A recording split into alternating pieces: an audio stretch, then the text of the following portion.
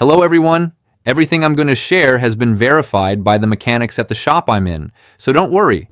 We're almost there with a solution. When your car shows the message, full accessory power active but won't start, the first thing you might think is, great, I paid for a car and now it won't even start. But don't worry, it's not always a total disaster. What's actually happening is that the electrical system is on. Radio, lights, screen, all working. But the engine isn't getting the signal to start. The first suspect that all the mechanics mention is the 12-volt battery. Even if your lights and accessories work, the battery may not have enough power to start the engine, leaving the car stuck in accessory mode.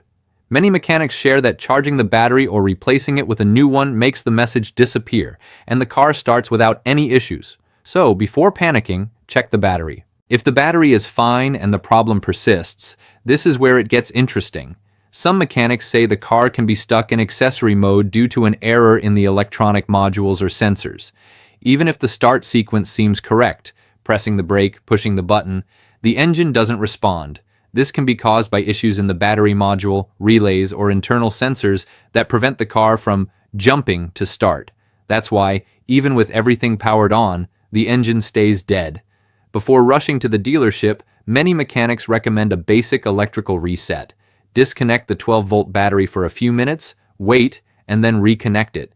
This can sometimes unlock the system, letting the car get out of accessory mode. It's like telling the car, come on, start fresh and behave. Now, if after charging the battery, clearing codes, and doing the reset the problem still persists, you're probably dealing with an internal hardware failure such as the battery module or a sensor that controls the start signal.